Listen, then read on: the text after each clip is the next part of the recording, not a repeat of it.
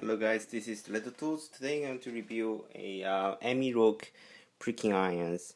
Um, I received this 3 days ago and it came really fast. I waited about 1.5 months for this pricking iron.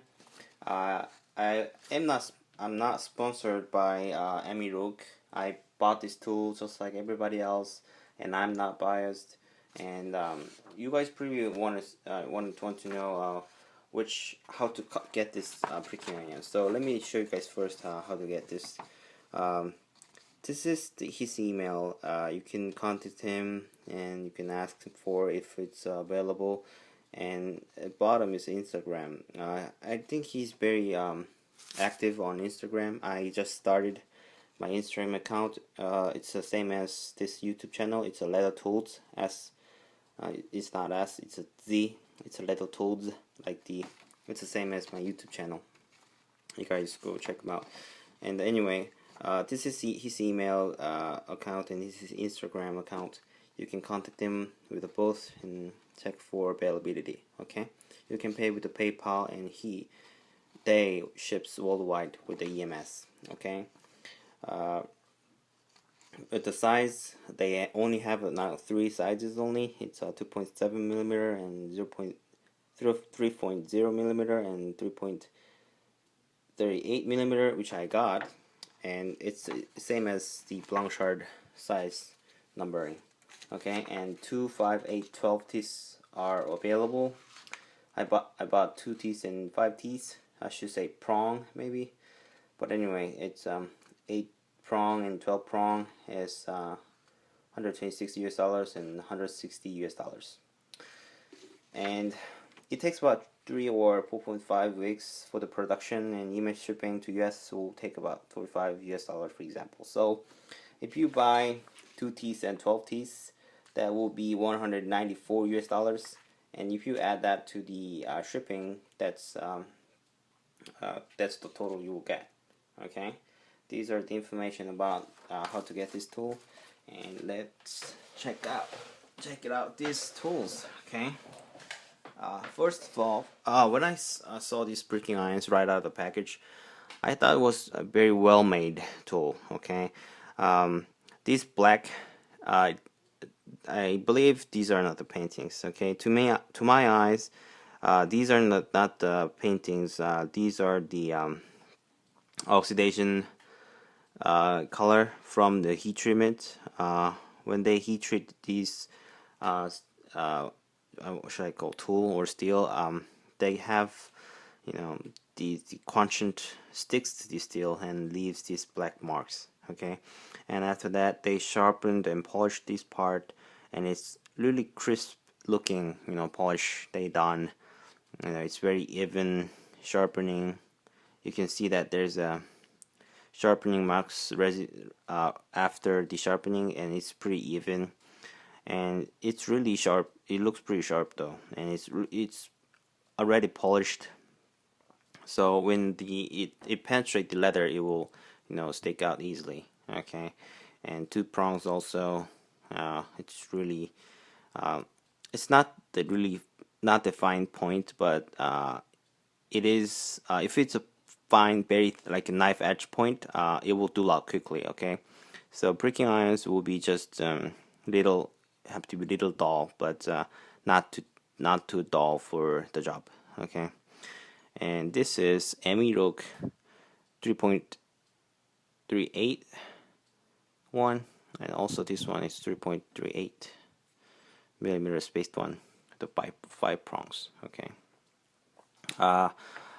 Unfortunately, when I switched my pricking irons to Japanese pricking irons, I sold off all of my Blanchard pricking irons, so I don't have Blanchard pricking irons right now with me, but I happen to have the pricking iron marks leather that I did a while ago, so that I can show you guys the difference of the pricking marks in maybe, yeah, I thought I may buy the Blanchard pricking irons just for the review, but why not just go compare with the Blanchard.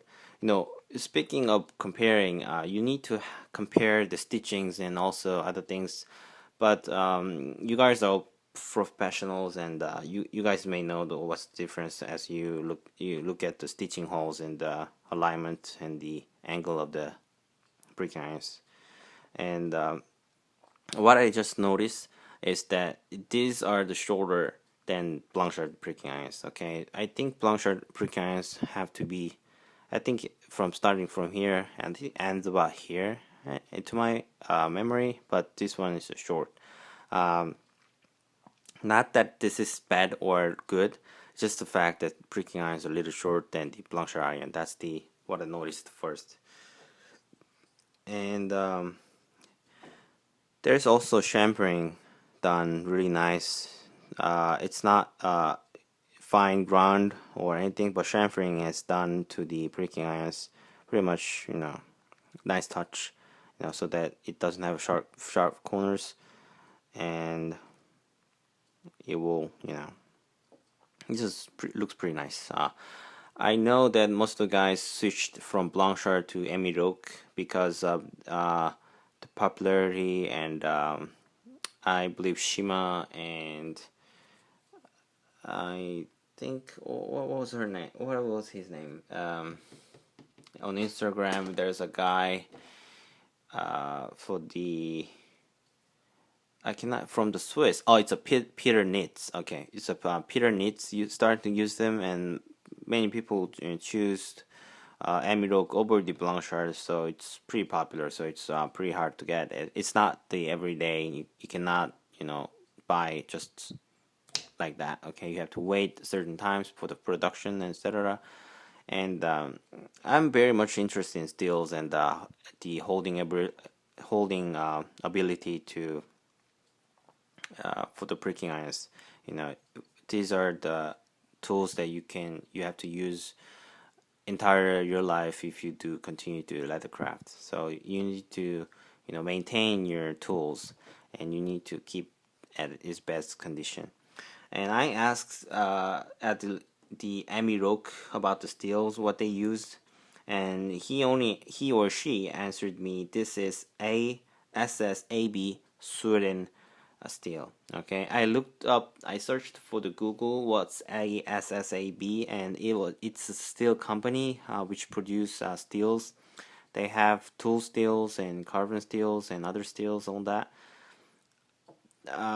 I don't know. I'm not sure, but these are the maybe tool steel. Okay, it's pretty hefty, but it's not the heavy as the high speed steel or other like the cobalt steels and things like that. You have to strike. These are the striking tools. So if you use hard steels, it might be end up brittle. Okay, so you need to have some shock resistance and some flexibility in the steel. So choosing steel and heat treatment is really crucial to this pricking iron. Now these are ASSAB Sweden steel. So it's Sweden is very famous for the steels produced. They have good steels there. So I think it's okay steels for the pricking iron. I guess that's the best information I could get from Roke. Who knows? Steels all look same. Anyway, and yeah, heat treatment. I asked Roke if these pricking irons were heat treated only at the tip or the hole, and as I just told you guys in the beginning of the video, these are hole heat treated. Okay, so these are the heat treated all the way from here to here. So I guess that's the nice point. Okay, so because these are not properly heat treated, if you strike pricking iron with a steel hammer, you may end up with the mushrooming at the back of the pricking iron. So heat treating hole is just a really good point for me. Okay, now enough talking and information. I will show you guys how this performs. Okay, let me go grab a mallet.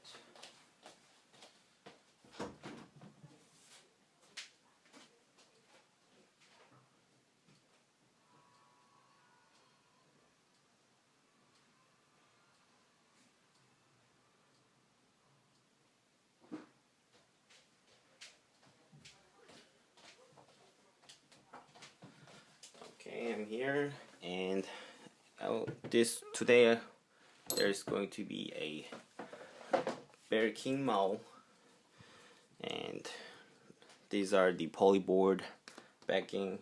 You may use different kind, but don't use any glass or marble just underneath the leather. Okay.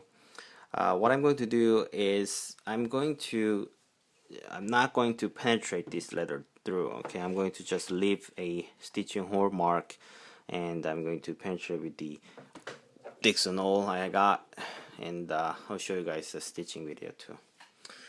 Okay, now this is just a demonstration, so I'm going to show you guys how it performs. Okay. Okay. Okay. Now, you guys see that the holes are pretty thin. Focus, come on. Okay, holes are pretty thin, and the hole length is not that long, so it shows pretty good results when hitting with the Mao, and it's not through hitting with the Mao. It looks pretty, good. That's how it looks. And the angle is pretty important. If the angle is too high, you may have too much space between the stitchings. That's the problem I'm going to show you guys later. But these are the angle you get with the pricking irons with the Roke. And I will show you guys comparing with the exact same space teeth number 8 Blanchard. Okay.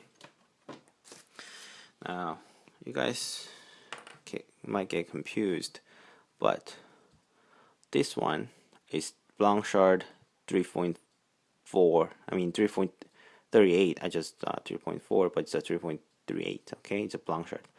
This third row is a Blanchard iron stitching mark, and then I'm going to punch through between these two lines at the Roke here, and you can compare these two. Okay.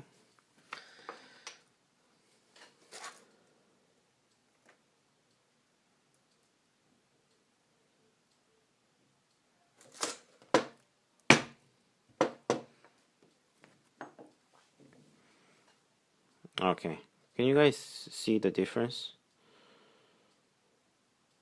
I think the Blanchard hole is slightly thicker than the Roke, and the angle is Roke is just a tad bit bigger than the Blanchard, but it's unnoticeable. It's about same, but these two is all about same, but almost slightly very different.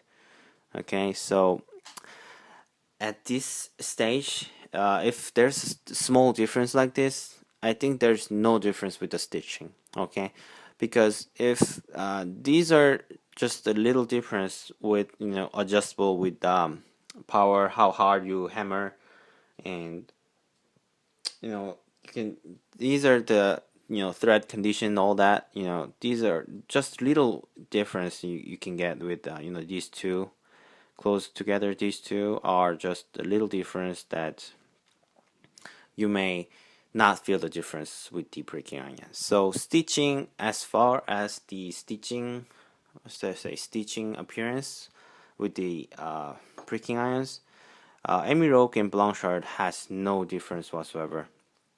But I have to show you guys the actual results with the two different pricking irons. So if I have any chance to get hold of the number 8 Blanchard again to my hand, I will show you guys the comparison with the stitching and all that. But as seeing just the pricking iron marks, there is no difference with the stitching mark. Okay, it's just exactly same size. Even though I just put this to the Blanchard, exactly the same. So if you have 2 prongs and 10 prongs for the Blanchard, you could get the Roke Blanchard, Roke pricking iron for 5 prongs and use it as a set. You know what I mean? And if you have a Blanchard number 8 sets, like 2 prongs and 5 prongs, you could get the Roke 12 prongs for the 160 US dollars, little cheaper than Blanchard, so you can have a whole another longer prong, you know, for the pricking iron set. I see there's no problem with that. And it feels pretty robust. I feel, you know, it's still, I think it's a little better than Blanchard. Blanchard doesn't tell anything about their steels, but I think it's low carbon, mild steels. I think, in my opinion, it's not the best steel for the, far as the knife or tooling goes. Blanchard uses some high carbon. I think I'm not sure, 1075 maybe, or 1065 steels. That's my just rough guess, but for the steels, I can feel that Roke uses better steel for the money. This is just my feeling, and it has a longer teeth than the Blanchard. As far as I remember, Blanchard only have a teeth about 2/3 of this prong. Okay, and these have a longer teeth, so which means that if you have a very thick leather, you can punch it in through deeply, and you can start working with the O, and that's show you guys a little more consistency on the back. Okay, so anyway, okay, so I just did my pricking iron mark, and I'm going to do the line of 3 so that I can compare the stitching with the different size of a thread. Okay, I'll show you guys good comparison.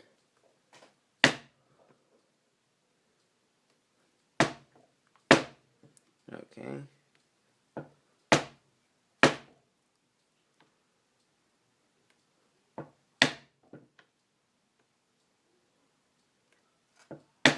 okay, now I have to do the O, and this is very boring process, so I'm going to skip this.